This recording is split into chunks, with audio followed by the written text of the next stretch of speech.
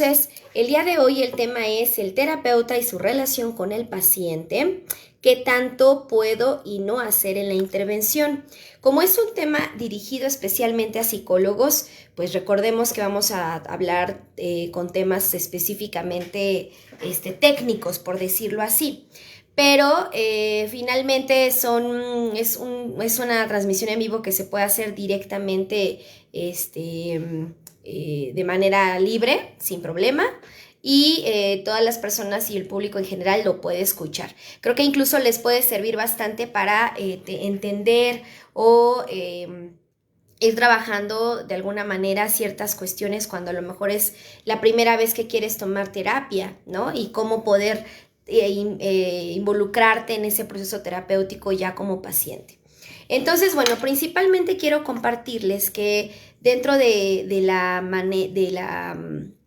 este tema que es qué tanto puedo hacer y no hacer como terapeuta en una intervención psicológica, debemos de partir de que como todos los que estén escuchando, esperando que de alguna manera haya uno que otro psicólogo por acá, pues muchos se preguntan y dicen, bueno, a ver, estudié psicología porque me gusta escuchar a la gente, estudié psicología porque no me quedo de otra, estudié psicología porque pues tengo ciertos problemas que quiero tratar y bueno, hay muchos puntos por los cuales una persona estudia psicología. Así como todas las profesiones, también hay quienes terminan estudiando medicina y demás, pero es por cuestiones a veces muy personales. Siempre tenemos un motivo de interés profundo y por eso bien dicen que hay un efecto embudo al terminar la licenciatura, porque llega un momento en donde en ese efecto embudo resulta que pues hay muchas personas que se empiezan a desertar en la carrera porque no les gustó, porque no es lo suyo, porque les pareció difícil, porque tuvieron la oportunidad de escoger otra carrera y bueno, de muchísimas personas que entran estudiando la carrera, en este caso hablando de psicología, pues terminan egresando muy pocos y de ahí todavía sigue existiendo efecto embudo para quienes llegan a titularse. Entonces, esto no solo pasa en esta carrera, pasa también en el tema de repente siento que aquí me veo como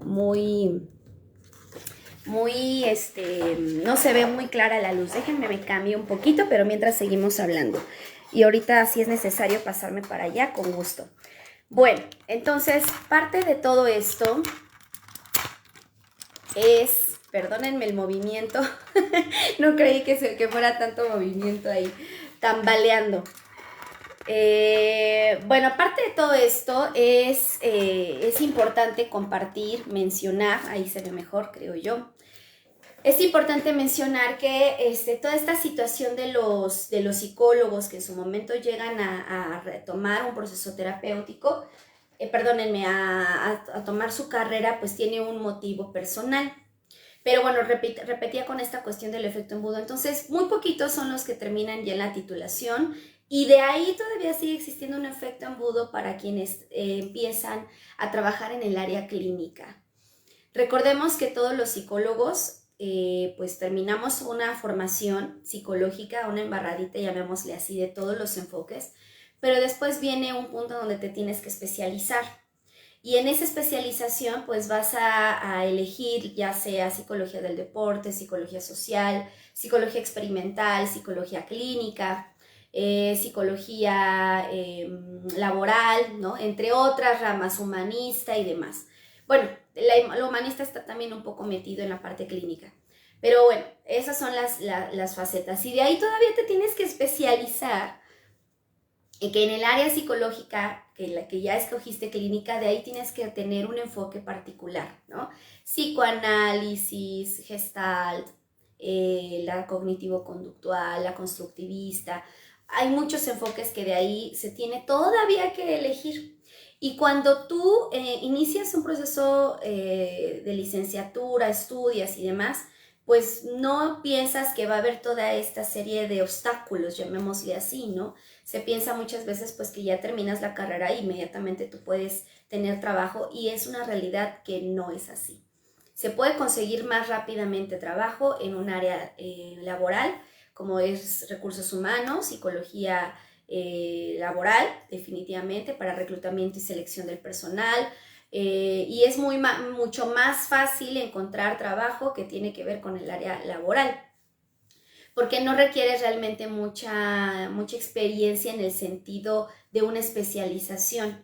Más bien, solo te enfocas en trabajar especialmente pues lo que ya aprendiste en la carrera, que son una aplicación de pruebas, y es mucho la cuestión administrativa también, ¿no? O sea, no es como, no lo hago menos, aclaro, quien esté trabajando en un área laboral, no lo hago menos, creo que también ahí tiene sus niveles y sus jerarquías para poder crecer, pero lo que sí es una realidad es que es muy complicado y lo comento de manera muy sincera, es muy difícil trabajar en el área clínica porque requieres muchas cosas para que tú puedas ser seleccionado en un trabajo. Por lo menos te piden mínimo 3 años de experiencia, y además tú tienes que buscar muchas formas para poder trabajar en el área clínica y sobre todo seguir estudiando y preparándote constantemente, porque vienen muchos trastornos emocionales muy difíciles, ¿no? O sea, después de la pandemia se generaron otro tipo de cuestiones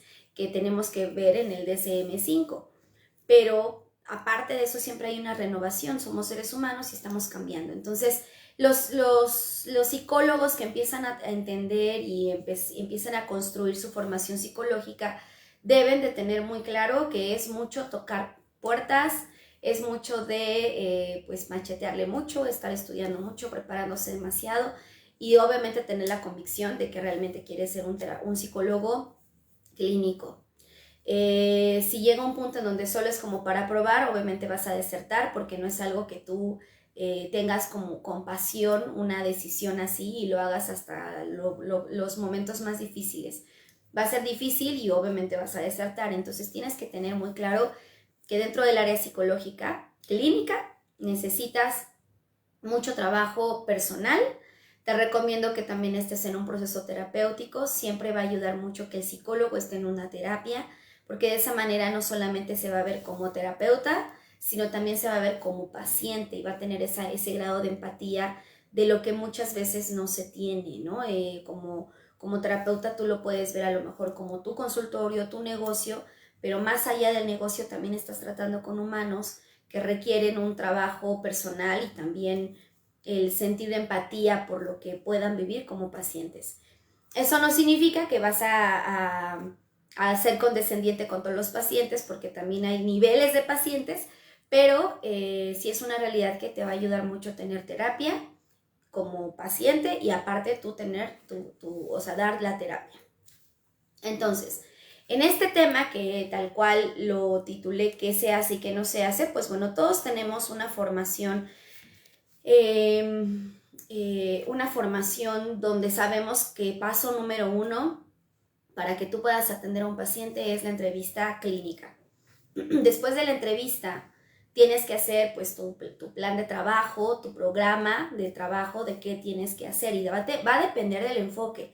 Yo lo voy a mencionar desde mi enfoque, que es el cognitivo-conductual, y que independientemente de que yo tengo una especialización también en la aplicación de pruebas proyectivas y psicométricas, que más que nada las proyectivas tienen una base psicoanalista muy, muy densa, tengo una embarradita del psicoanálisis, pero eso no me hace especialista en psicoanálisis y yo no aplico psicoanálisis, ¿no? O sea, eso nada que ver.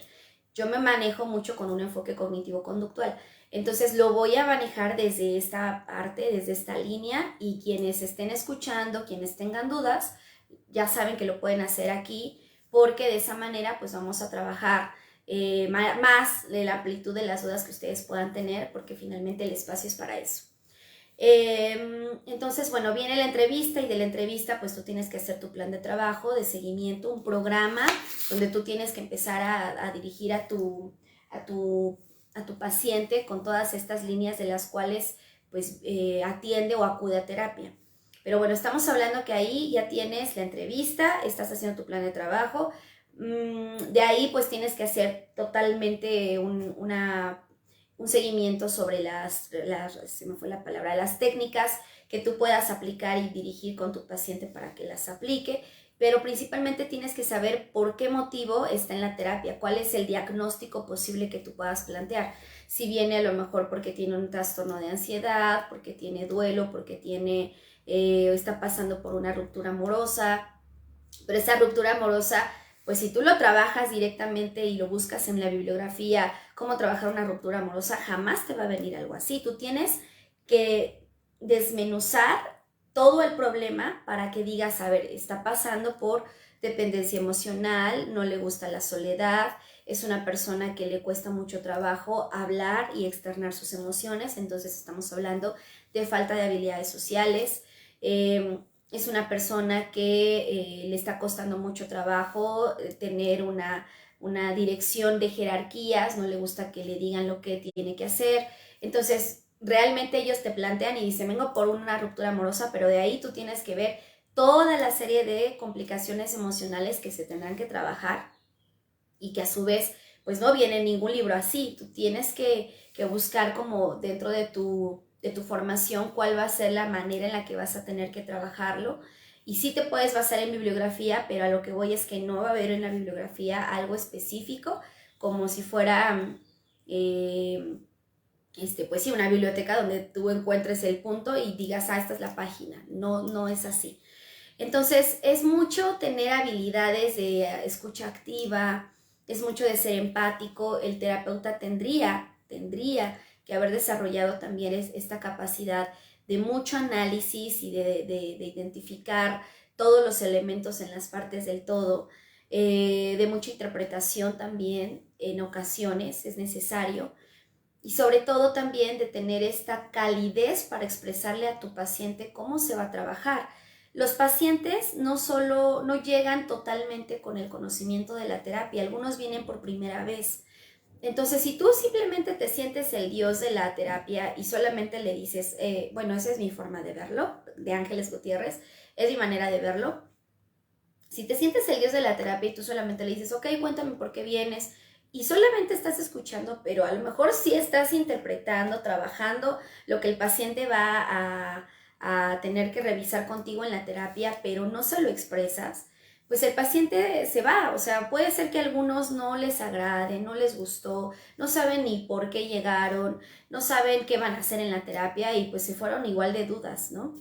Si te hacen duda, te hacen preguntas y tú le dices que eso lo van a ir viendo y lo van a ir viendo, no queda claro. Entonces, yo puedo decirte que cuando el paciente llega a la terapia, en mi forma de trabajo, y eso me parece que lo mencioné un poco en la transmisión en vivo pasado, yo sí les digo el tiempo que más o menos tienen que tener en la terapia. Mínimo 8 meses, y eso, si bien nos va.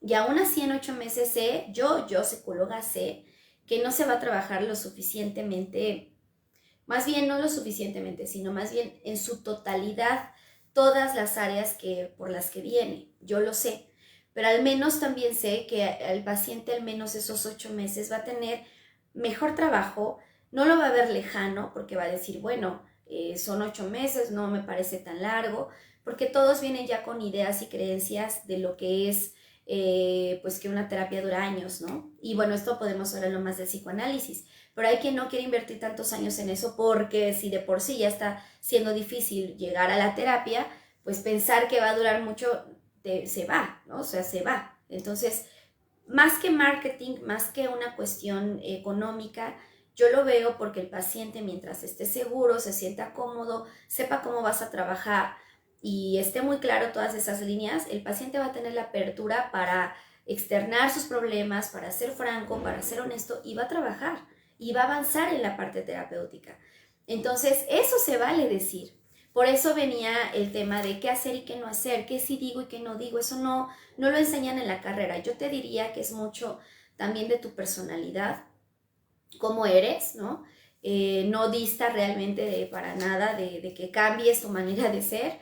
Tú puedes seguir siendo tú con los psicólogos, con los pacientes, pero también mantén siempre profesionalismo. ¿Cómo es tener un profesionalismo? Bueno, primero que nada, sí es importante que los pacientes no son amigos, son tus pacientes, son tus clientes, son las personas con las que tú les estás brindando esa parte profesional. y te podrás llevar muy bien con ellos. A lo mejor platicarán un poco del día a día o le platicas un poco de, se me ocurre, ¿por qué pudiste llegar tarde hoy? No lo sé, algo que no por fuerza implique una amistad.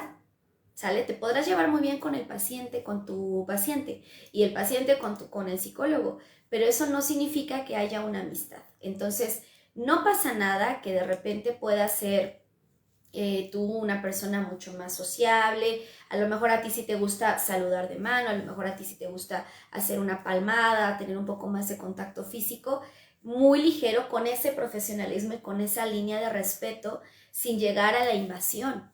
Eso sí, yo considero que no sería lo adecuado saludarse de beso como tú saludarías a tus cuates, ¿no?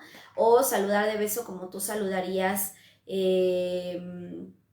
pues a tu familia, ¿no? A lo mejor al inicio dices, chin, yo soy así, me cuesta trabajo, pues sí, pero en la parte profesional sí tendrás que marcar tus límites hacia ti de lo que sí puedes hacer y lo que no puedes hacer. Entonces, fíjate cómo estamos hablando principalmente desde el saludo, desde el saludo es una línea muy delgadita, puede haber un ligero contacto físico, pero no que llegue a una invasión y a una falta, yo te lo pondría así, de cuidado de tu espacio personal, ¿no? Y este espacio personal, tú sabes que con una pareja, pues es una cosa donde no hay espacio personal, ¿no? Pero con la familia tienes una ligera proximidad, pero tampoco es tan cercana como una pareja. Y con los amigos tiene otra distancia de espacio personal. Entonces, con un paciente es más allá esa distancia. Así que bueno, empezamos desde ahí. Puedes saludar, sí, claro, pero con esas líneas. Puedes platicar cosas de tu vida y demás. Eso sí te diría, no lo considero en mi forma de ver necesario. Una, no es necesario, no es útil. Y dos, porque también hay pacientes que pues pueden entender la dinámica de profesional y paciente, pero hay quienes no lo entienden. Y si vienen pacientes con una dependencia emocional, vienen pacientes con un problema de soledad y demás, eso va a generar mucho problema contigo. Por eso la alianza terapéutica no va a ser lo suficientemente formal y fortalecida, porque entonces te va a ver como un amigo, como un cuate, como la persona que le va a resolver su vida y no es así. Entonces, por eso no es valioso, bueno, no es recomendable que tú cuentes cosas de tu vida o que los tengas en redes sociales como en tu parte personal, en tu parte privada, porque tú eres profesional, pero también tienes una vida aparte. Entonces, esa es una línea muy delgadita en la que es recomendable no hacerlo. Yo de hecho te diría que prohibido, pero pues bueno, finalmente cada quien va aplicando su manera de trabajo y repito, no con todos los pacientes es la misma relación. Otra de las cuestiones importantes que también tienes que saber es que porque hace rato yo les hablaba del plan de trabajo, cuando llega un paciente a ti y acude contigo, háblale del tiempo que va a estar contigo, cuál es el mínimo de tiempo, cuál es el trabajo que vas a estar haciendo y cuáles son los puntos que ya detectaste en la entrevista clínica. Muchos dicen, es que no sé qué tengo. Ah, bueno, te platico. Con base a la historia clínica ya me platicaste esto. Quiero comentarte que hipotéticamente en esta primer cita puedo ver que pasas por un proceso de duelo, por una dependencia emocional, por celotipia, por rasgos de ansiedad, por rasgos de estrés crónico y lo vamos a ir trabajando. Obviamente el paciente se puede sorprender mucho de que todo esto tengo. No todos conocen el área emocional ni qué nivel de diagnósticos son más graves que otros. A lo mejor nosotros podemos hablarlo como si fuera algo ligerito y no hay problema y uno lo expresa, pero hay pacientes que pueden creer que todo eso entonces es algo muy fuerte. También no permitas que el paciente en la primera cita en la primera entrevista se vaya espantado. Más bien explícale, a ver, pero esto no te preocupes, es algo que se va a trabajar, que es muy normal, es muy común en muchas personas, en la población mexicana es muy común, pero se va a trabajar, nada más vamos a ir determinando y diagnosticando qué es lo que detona el estrés, qué es lo que detona la ansiedad, por qué te sientes con mucha dependencia hacia los demás y demás, ¿no? Entonces, finalmente sí se vale empezar a verificar todo este punto, ¿vale? Aquí veo que Graciela Herrera nos pregunta si diagnosticas en la primera sesión. No es que diagnostiques, por supuesto que no. Lo que quiero decir es que le vas dando ciertos nombres de lo que tú vas viendo. Esto ya depende mucho del ojo clínico. Yo ya llevo 10 años en la parte clínica y yo te podría decir que ahorita, en este momento de mi vida, yo ya puedo tener esa seguridad de decir, esta parte la veo segura, que tiene ansiedad, que tiene estrés y que no se requiere una evaluación, ¿no? O sea, uno va conociendo la sintomatología en el estrés, en la ansiedad, y puedes decir de manera natural y segura que está teniendo rasgos. Todavía no lo estás asegurando, ¿vale? Ahora, qué bueno que me haces esta pregunta, Graciela, porque es importante trabajar y verificar justamente cuando uno ocupa la palabra diagnóstico.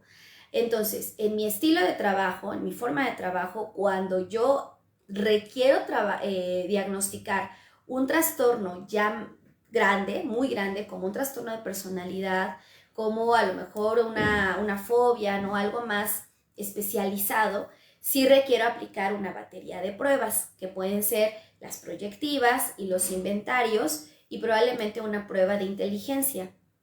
Entonces, todo esto me va a permitir que entonces yo diga, ¿sabes qué? Si estás en un trastorno límite de la personalidad o si tienes, aparte de lo que ya te había comentado, que es la ansiedad y el estrés, estás pasando por esto, pero la batería de pruebas me va a llevar de 3 sesiones a 5 sesiones, dependiendo de la cantidad de pruebas que yo voy a aplicar. Y entonces ahí sí, ya tengo un diagnóstico completamente validado a través de estandarización, de una prueba, ¿sale? No sé si ahí voy dejando claro y si no me vas diciendo, mi querida Graciela, si estoy siendo clara, pero lo que yo quiero decir que en la primera entrevista, por lo menos, ya que tienes, o sea, ya tienes callo para eso, tú ya sabes cómo son los rasgos de ciertas cuestiones emocionales, ¿no? Duelo, por ejemplo. A lo mejor hay personas que dicen, yo vengo por una pérdida de mi pareja, o sea, yo ya terminé con esa persona, pero cuando vas escuchando la historia te das cuenta que ha habido pérdidas físicas, ya sea de su mamá, de su papá, del abuelo, de quien sea, que no ha superado y que obviamente en este proceso de duelo simbólico, que es la pérdida de su pareja, de la presencia de su pareja, entonces te das cuenta que ya tiene ciclos que no se han cerrado y que entonces es un proceso de duelo de muchos años, en diferente simbolismo, pero sí. Ahora, recomiendo que para el caso de psicólogos que están empezando, que apenas están saliendo de la carrera y que están en el primer año para empezar a prepararse, de preferencia ahí no hagas totalmente esta parte de ya de darle una propuesta de intervención. De hecho, más que diagnóstico para esto que yo estoy mencionando, Graciela, yo le llamaría propuesta de intervención y de hecho así le digo a los pacientes. Les digo, yo te doy en esa primera entrevista la propuesta de trabajo de qué es lo que se está, de con lo que yo te escuche, qué es lo que se trabajaría probablemente y probablemente después va a haber otro tipo de trabajo que se va a requerir, ¿no? Pero al menos en esa primera cita te diré que se va a trabajar. Y quedan muy tranquilos, muy satisfechos con esa manera de trabajo y les queda claro. Eso es lo más importante. El paciente tiene que tener claro qué va a hacer, qué va a trabajar y tú también como terapeuta. Si yo requiero hacer una valoración, un diagnóstico ya completo, estoy hablando para casos de adultos, ¿vale? Si ya requiero de una valoración completa, sí le aviso. ¿Sabes qué? Va a ser necesario en algún momento hacerte una batería de pruebas porque está saliendo cosillas que me están llamando la atención y que sí se requiere ya de una valoración. Y bueno, ya viene completamente la valoración. Ahora, se dice en la carrera que siempre tiene uno que evaluar, ¿no? Eso es lo que por lo general se dice, de tú haces tu entrevista, valoras y después trabajas. Bueno, pues yo te voy a decir que en mi manera de trabajo yo no lo hago así porque las pruebas, todo lo que es valorar, requiere una inversión de tiempo mayor de la que tú haces en tu trabajo del día a día, de la terapia, o sea, de cada sesión. No es lo mismo. Quienes hayan trabajado o ya sepan aplicar pruebas y que se han preparado para las pruebas, no te enseñan en la carrera las pruebas. Tú tienes que pagar para aprender las pruebas. Y siempre, y no nada más es todas las pruebas, no es un curso para todas las pruebas, son, o sea, cada curso o cada diplomado son solo ciertas pruebas, entonces tienes que estarte preparando y además de eso es hacer tu reporte psicológico y la interpretación de las pruebas, que ya englobaría lo que ya sabes del paciente y los resultados. Entonces, si te avientas ahí bastantes horas.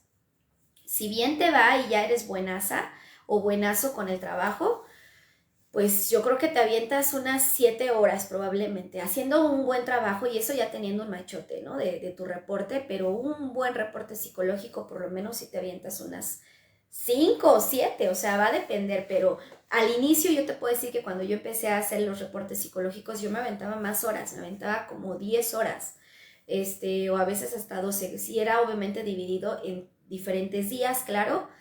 Ahorita ya no es así, ya me aviento menos horas, pero de todos modos siempre le dedico mucha atención al reporte, a la letra, a la ortografía, a los signos de puntuación. Entonces sí se requiere mucho trabajo. Y yo, en este caso, siempre tiene otro costo y otro manejo económico la parte de la valoración. En el caso de la parte de cada sesión, obviamente es el costo de la sesión normal y lo trabajo con la formación que tengo, pero sí es una especialización todo lo que es las pruebas. Entonces, por eso yo no aplico al inicio completamente pruebas, porque muchos pacientes llegan por cuestiones más emocionales que de trastorno o que esta parte de psicopatología, ¿vale?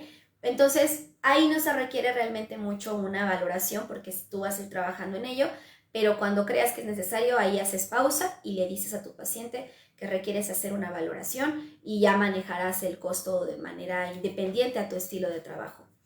Por eso es diferente la palabra diagnóstico a la palabra te daré una propuesta de intervención, ¿sale? Me avisas, Graciela, si eso fue más claro, ¿vale? Para que vayamos teniendo pues este punto con calma y sobre todo pues externar las dudas que se tengan de ustedes hacia mí. Bueno, entonces todo esto sale por el punto de que trataba hace un momento sobre la primera entrevista, donde yo les doy una propuesta de intervención, les digo lo poco que identifiqué que puede trabajarse en la primera cita. Paréntesis aquí, les decía yo que para los psicólogos que están iniciando, de preferencia no omitas como tal una cosa de te voy a dar una propuesta, porque como estás iniciando, pues finalmente vas a tener, es una realidad, pero es una realidad de que va a ser mucho ensayo y error. Ojo, no para el desenlace de los pacientes. Yo sé que el paciente no puede tener ensayo y error, pero probablemente tú en tus hipótesis teóricas sí vas a tener probablemente ensayo y error sobre decir, chin, ya vi que es una cuestión de dependencia y luego te das cuenta que no era dependencia y era soledad, o te das cuenta que no era soledad ni dependencia y era un problema con la madre, ¿no? Que bueno, estamos relacionados con ello, pero vas a identificar la génesis de todo un poco. Así que yo te recomiendo que cuando estás iniciando tus primeros pacientes y apenas regresaste de la carrera, ya con título claro, tengas tu supervisión clínica, porque hay muchos pacientes que te van a proyectar cosas, va a haber muchos pacientes que aunque no lo quieras, va a pasar, puede ser que te proyecte un sentimiento de desamparo, un sentimiento de que quieres proteger, a lo mejor viviste algo similar y te llega mucho a ti y emocionalmente pues ya no está siendo objetivo, entonces por eso es importante que estés en tu terapia y además si puedes pues tengas tu supervisión de casos. La supervisión de casos en mi forma de trabajo, porque yo hago supervisión de casos, es que sea una vez cada 15 días. Posterior a eso, después las puedo espaciar, pero es una vez cada 15 días de 45 minutos y bueno, ahí se trabaja directamente lo que se requiera, ¿no? Si tienes 2 pacientes, pues se trabajan esos 2 pacientes y se va a ir como mezclando un poquito de todo esa manera de trabajo. Y siempre dejo mucho material que ve esta película, que ve este libro, que checa este artículo. Y bueno, van aprendiendo muy bien y pues bueno, de esta manera también el psicólogo que está iniciando se va percatando que pues de repente no había pensado a lo mejor en esa hipótesis teórica que él mismo o ella misma está creando para trabajar e intervenir psicológicamente y con la supervisión puede abrir un panorama increíble y además te va a ayudar a que te sientas seguro en el trabajo psicológico. Muchas veces uno llega, cuando es recién egresado, pues tienes miedo, no sabes a lo mejor cómo trabajar, puede existir personalidades de los pacientes que te impongan, porque tú también como persona tienes una historia, entonces todo eso se tiene que trabajar.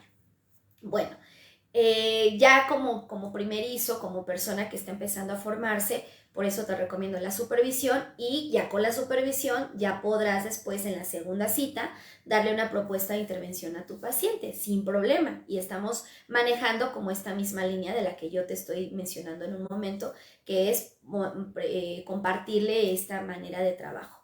El tiempo que ahorita hablábamos es importante decirle más mínimo cuánto tiempo, porque de esa manera el paciente se genera un compromiso consigo mismo. Todos aquí, quienes sean psicólogos, sabemos que hay una baja de pacientes, pues casi siempre, ¿no? Que hay uno que ya no fue, que no le quedó el horario, hay otro que ya no pudo, que no tuvo dinero.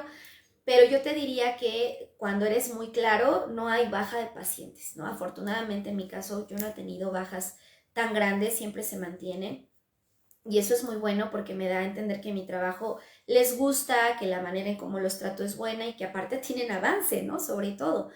Entonces, esa calidez con la que tú puedes tratar a tus pacientes, pues es muy valiosa también, que se sientan cómodos y sobre todo que si en algún momento no les agrada algo, puede ser económico, puede ser a nivel de lugar, lo que sea, ¿no? O sea, lo que no les agrade, tú digas, bueno, tienes toda la confianza de poderme compartir lo que ya no te esté gustando, ¿no? Y eso va a permitir también ser parte del trabajo terapéutico.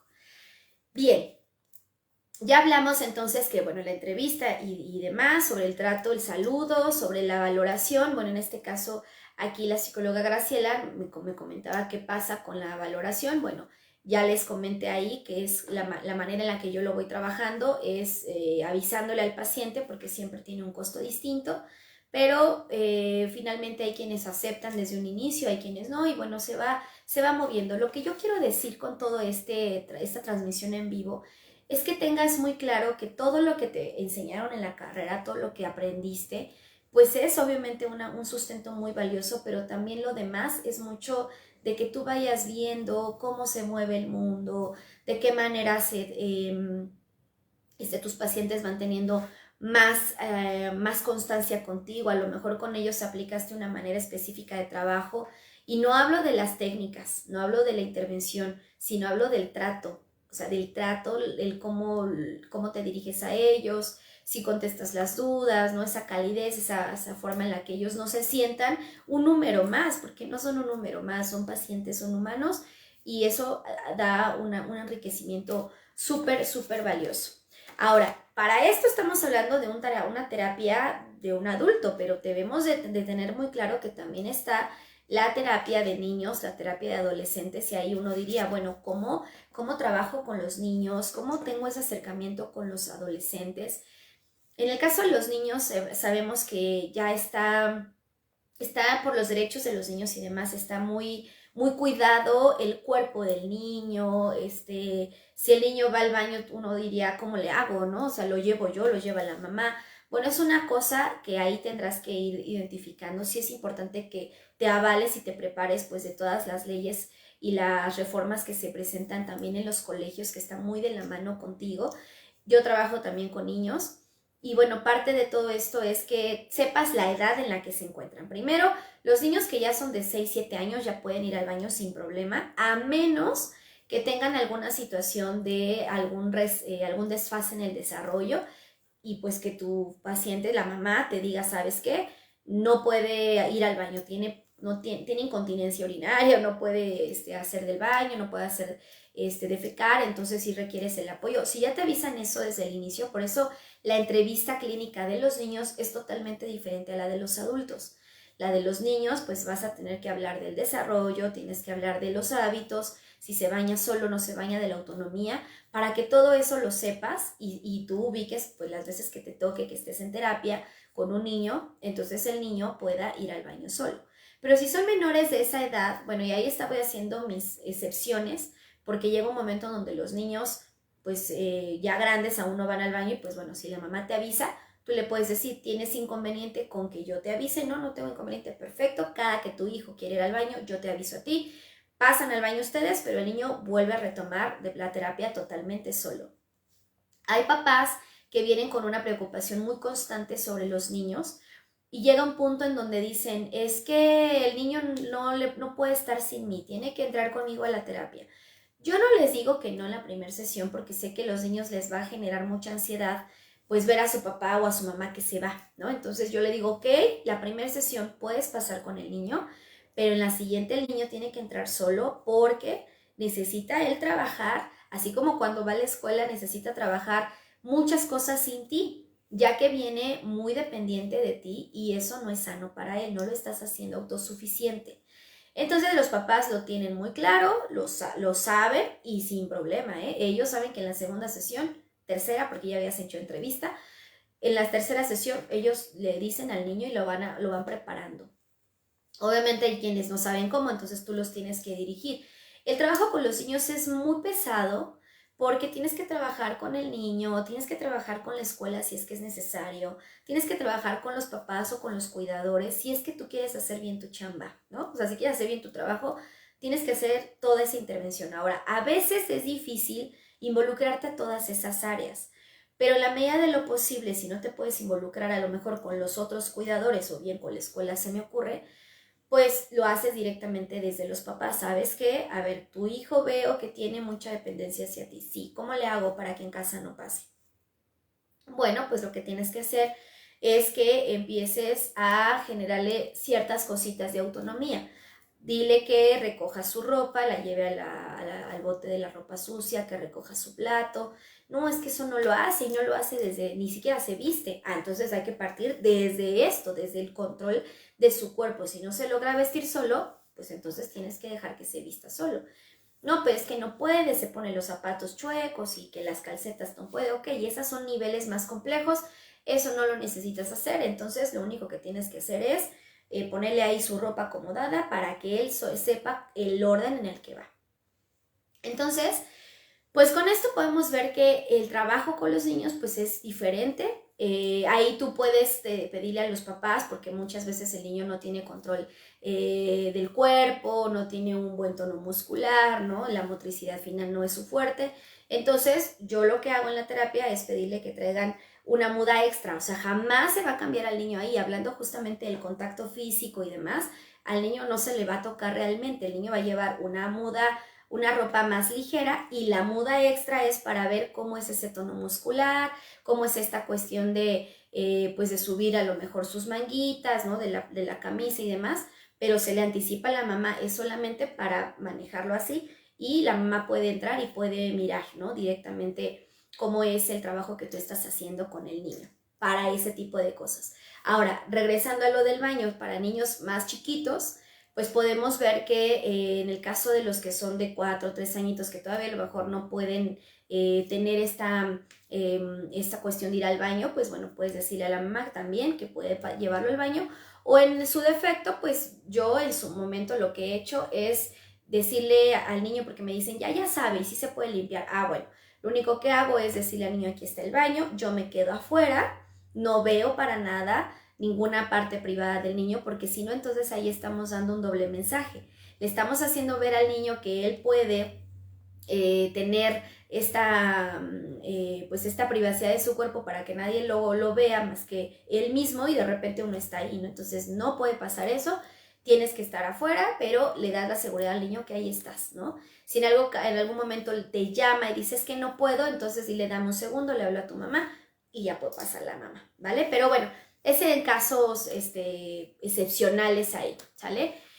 Bueno, pasando a este punto, toda esta cuestión del contacto con los niños, pues bueno, ahorita hablábamos sobre que pues hay muchas reformas que de repente los psicólogos en formación de repente sí dicen, chin, es que no puedo tocarlo y demás. Bueno, ya te di el tip de cómo lo puedes hacer, no te preocupes, la mamá, el papá va contigo porque confía en tu trabajo y sabe que eres profesional para decirle que en qué momento va a poder entrar al consultorio, ¿sí? Ya entrando en el consultorio, pues con el niño es el trabajo muy de juego, ¿no? De trabajar la cuestión de la autonomía, mucho es modelamiento, que él te vea, te imite lo que puede a lo mejor lograr hacer y hasta ahí. Ahora el tema de los adolescentes, muchas veces pues es que los adolescentes están muy renovados, o sea, ellos vienen con una cosa tecnológica impresionante, todo lo que son las redes sociales y todo su mundo se centra en lo tecnológico. No va a haber ningún adolescente que no encuentres a alguien que no tenga las redes, a menos que su mamá se lo prohíbe, pero te puedo asegurar que bajo el agua va a buscar otra manera y otra forma de salirse con la suya. Entonces, finalmente los adolescentes, yo te diría que el trato es muy diferente al adulto y al niño. Al niño, como pudiste ahorita escuchar en la descripción, es más de cuidado, más de juego y de enseñarle, de modelar. El adulto fue darle una estrategia, darle el trabajo que se va a estar haciendo, la intervención, y pues vas a tener que tener mucho cuidado con el saludo, ¿no? En las redes sociales que no pueden estar relacionadas contigo y demás. Pero en el caso del adolescente, también no puede ser su amigo en redes sociales. A veces hay adolescentes que sí, pues les caes bien y a lo mejor te dicen, bueno, te puedo agregar. No, no puedes, ¿por qué? Y le puedes explicar. Se vale decir, mira, eres mi paciente, mira, pasa esto. Pero pues aquí coméntame lo que tú requieras. Ah, es que quería que vieras mi perfil. Muéstramelo ahorita si tú quieres. Y sobre eso van a trabajar. Vuelvo a repetir, el adolescente tiene mucha dificultad con el tema de las redes sociales, es lo que le genera autoestima, inseguridad, lo que le genera problema con su cuerpo, la relación con los demás, entonces tienes que partir de ahí. Ahora, a lo mejor tú dirás, bueno, a veces hay adolescentes que puede pasar, que pueden estar muy hipersexualizados, a mí no me ha tocado nunca, afortunadamente, pero a veces llega a suceder que hay niños muy hipersexualizados y que tú eres mujer y que el niño llega y a lo mejor tiene una forma específica de tratarte y tú la notas distinta, ¿no? Se vale hacérselo saber al niño principalmente y ser directa, decirle, a ver, está pasando esto, yo detecto esto, ¿cómo lo ves? No, pues te va a decir su versión y se vale también externarlo a la mamá, ¿no? Mira, yo noto esto, pero siempre con un lado profesional. El externarlo no es para acusar, el externarlo es para que puedan entender que el niño en esta hipersexualización está muy avanzado como a la edad, a lo mejor es un niño de 9 años, pero que finalmente ya se siente niño de 13, por los medios tecnológicos, por qué contenido ven en la televisión o qué tipo de películas ven. Entonces todo eso te va a dar un panorama muy amplio para que tú le puedas decir a los papás qué pueden empezar a evitar, ¿no? O cuál va a ser la dinámica en la que ellos tendrán que trabajar también.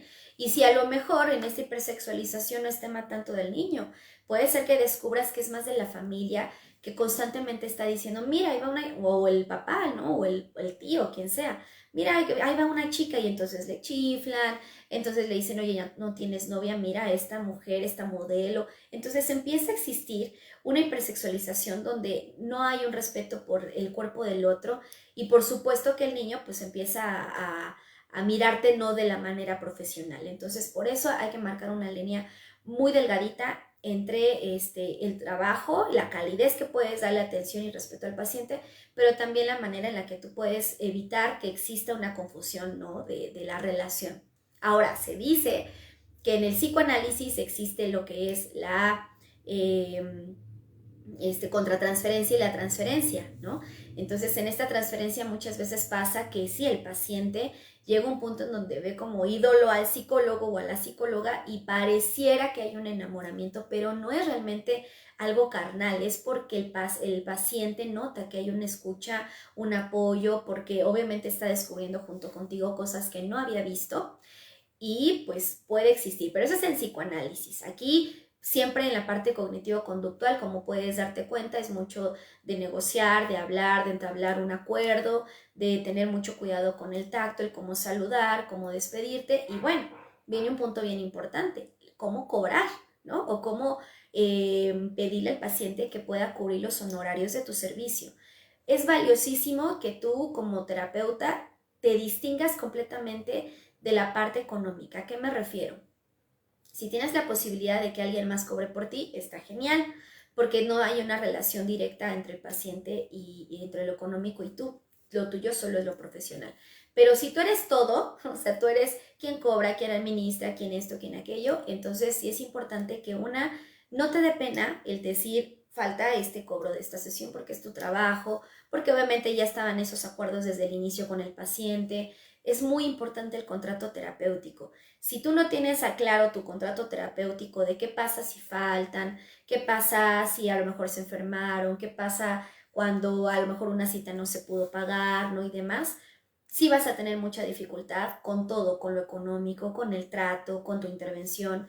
Entonces, como psicólogo, tú tienes que tener una claridad muy constante sobre esta cuestión del consentimiento, hacérselo saber al paciente desde la primera entrevista y bueno, desde ahí aclarar dudas y ellos ya saben muy bien cómo es ese modelo de trabajo, ¿vale? Es importante que cuando digo que te desprendas de lo económico es que no te dé pena hacer ese cobro, no te genere conflicto, es importante ser muy claro, sin titubear, decir, oye, sucede que creo que esta vez no cubriste tal costo, por favor ayúdame a saber qué pasa, me gustaría que se cubra, cositas de ese estilo. Date cuenta que en esta transmisión en vivo que titulé El terapeuta y su relación con el paciente, qué tanto se permite hacer y no hacer, está muy amplio, está muy general. Y eso que les estoy dando la transmisión en vivo, muy libre, o sea, no es un curso, nada, obviamente para cursos, al ratito voy a subir los cursos que ya están en puerta para que ustedes se inscriban y bueno, ese es otro trabajo, pero si esta transmisión en vivo te gustó, te pareció útil como psicólogo, yo te diría que pues ahí me puedes dejar tus datos para que, o me preguntes para que puedas estar en los cursos que sí se van a dar en Zoom y que así como esto que fue valioso para ti, puedas tener también información muy importante para tu formación ya de manera más, ¿cómo decirlo?, con más tiempo, ¿no? Aquí fue algo pequeño. Yo con esto voy cerrando, esperando que todos hayan tenido pues la claridad a las dudas. Si llegan a tener algún otro comentario, hola Lucy, ¿cómo estás? Buen día. Si llegan a tener algún otro comentario y demás, pues bueno, con mucho gusto puedan escribirnos para que dejen ahí sus dudas. Esta transmisión en vivo fue específicamente más para psicólogos. A lo mejor aquí los pacientes pudieron haberse dado cuenta de cómo es el trabajo y no está de más que lo conozcan, que lo sepan también, que digan, pues sí es cierto, ¿no? Es como, hasta podría hacer yo un TikTok que diga cuáles son los mitos y realidades del psicólogo, porque estas son cosas que no se saben y que, bueno, son parte del trabajo que se tiene que hacer. Algo importante es que si te gusta la parte clínica, si realmente sientes que estás en el lugar correcto para tener y dar terapia, pues sigue preparándote y estos elementos los vas a poder adecuar muy bien a tu tipo de trabajo o bien ajustarlo un poquito, tomar algo o decir, yo estoy muy bien, yo lo he trabajado así. No olvides la supervisión de casos para los psicólogos que están iniciando, que están formándose, porque eso te va a dar una tranquilidad inmensa para tu trabajo y aparte vas a aprender mucho. Y también pues te vale que cuando ya tienes muchos años en trabajo clínico, también se vale que tengas supervisión de casos en los casos que de plano dices no puedo, ¿no? Y se vale, que ese es otro punto importante ya para cerrar, cuando no puedes atender el caso porque no está en tu experiencia, no tienes esa formación, se vale decir, discúlpame, eso no es mi trabajo, no es mi área, no la trabajo, pero te canalizo a alguien más, ¿no? Siempre es importante tener una carpeta de psicólogos que te rodeen, porque muchas veces no vas a poder atender a los pacientes, no es tu fuerte, no es tu especialidad, pero no vas a dejar al paciente abandonado, ¿no? O sea, por algo está buscando la terapia. Entonces tú le recomiendas sin problema y listo. Entonces requieres tener en tu carpeta de psicólogos infantiles, psicólogos adolescentes, psicólogos de pareja, psicólogos de adultos, personas que hagan evaluaciones, personas que a lo mejor tengan, por ejemplo, los abogados son importantes porque también muchos de los pacientes acuden ya para una cuestión legal o de la guardia y custodia. Entonces, bueno, son muchas cosas. Así que yo con esto cierro. Mi nombre es Ángeles Gutiérrez, esperando que esta transmisión sea de mucha utilidad. Recuerda compartirlo para que a más personas lleguen y no te pierdas todas las publicaciones que vamos a hacer de nuestros cursos. Que tengan excelente fin de semana y nos vemos la siguiente semana en jueves a las 10 de la mañana. Cuídense mucho. Bye bye.